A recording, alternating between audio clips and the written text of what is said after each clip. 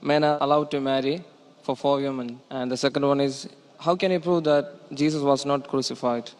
Brother, there's two questions. Brother, are you a Christian? I am. Brother, there's two questions. That why does Islam permit a man to have up to 4 wives? Why does Islam permit a man to have more than one wife? And second question, how can you prove that Jesus Christ, peace be upon him, was not crucified? That Quran is the only religious book on the face of the earth which says marry only one. You read the Bible, you read the Ramayana, you read the Mahabharata, you read the Veda. No religious book on the face of the earth says marry only one besides the Quran. If you read Ramayana, the Hindu scriptures, the father of Sri Ram, he had more than one wife. If you read Mahabharata, Sri Krishna, how many wives he had? 4, 10,000, 10,000. He had 16,108 wives.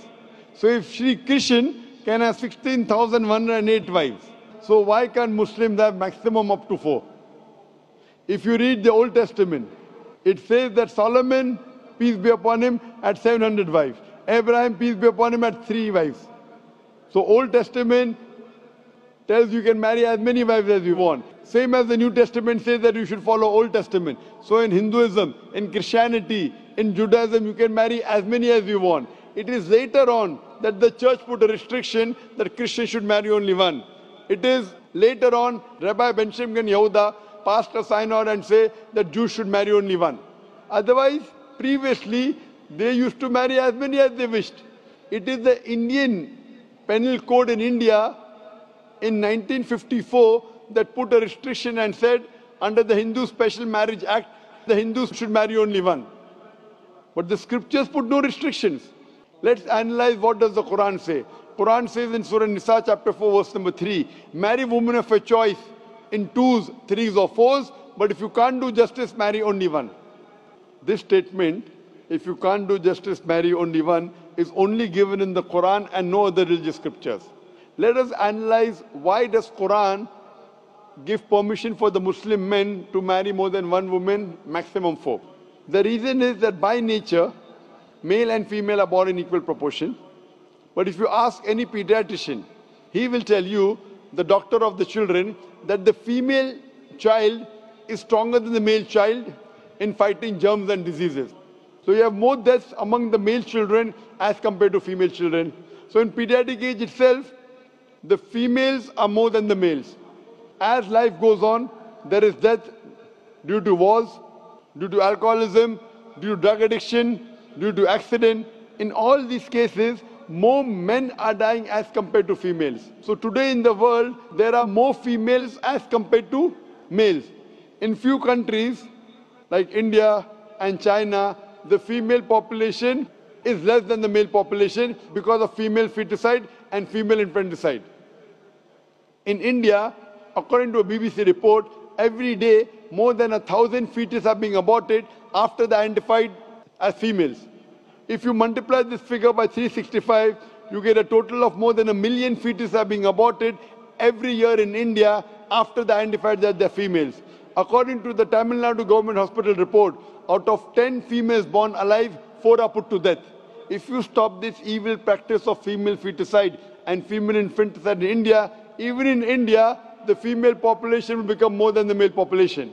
Even in China, if you stop this evil practice, the female population will become more than the male population. Today, if you analyze, in USA alone, there are 4.7 million females more than males. In UK alone, there are 1.2 million females more than males. In Germany alone, there are 1.6 million females more than males. In Russia alone, there are 10.6 million females more than males. And God alone knows that how many females are more than males throughout the world. If I agree with you that one man should only marry one woman, and suppose your sister happens to live in America, or suppose my sister happens to live in USA, and the market is saturated, every man has found a wife for himself, yet there will be 4.7 million females who will not find life partner. And if your sister happens to be one of them, or if my sister happens to be one of the 4.7 million females who have not found a life partner for themselves, the only option for them is that she either marries a man who already has a wife or becomes public property. Public property? Such a harsh word. It is the most sophisticated word I can use.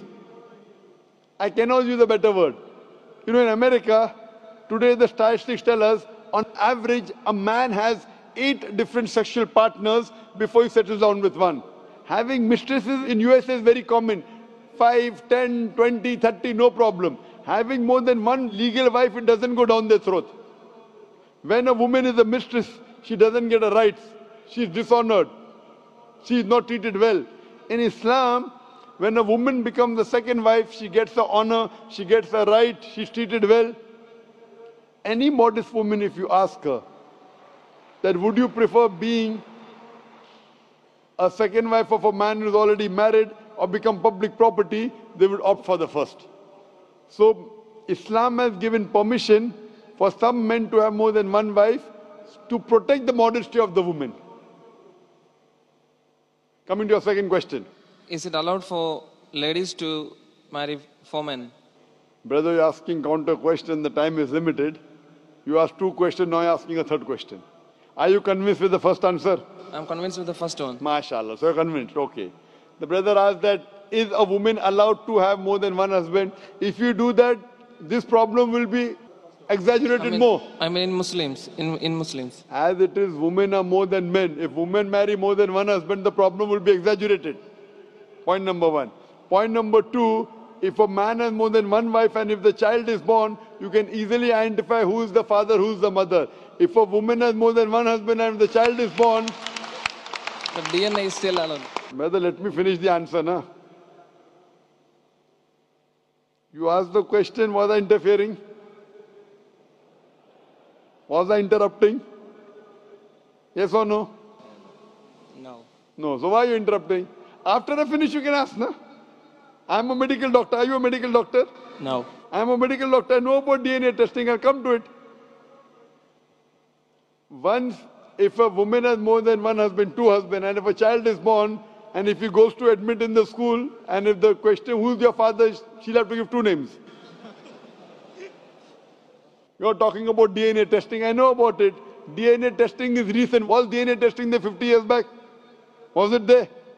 No. It's a new recent discovery, yet it's not 100%. Even if I agree it's 100%, it is now, it wasn't there before. Islam is there since time immemorial.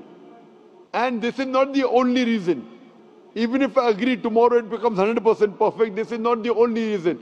Today science tells us that man is more polygamous in nature as compared to the female. Today science tells us that during menstrual cycle, the female undergoes certain psychological changes. It's not possible for her to do the role of multiple wives. But a man doesn't undergo these changes. It's possible for him to do a role of multiple husbands. Today science tells us that if a man has multiple sexual partners and all are faithful, there is no problem. But if a female has multiple sexual partners and all are faithful, there are chances of sexually transmitted diseases to emerge. And that disease will go back to the male partner.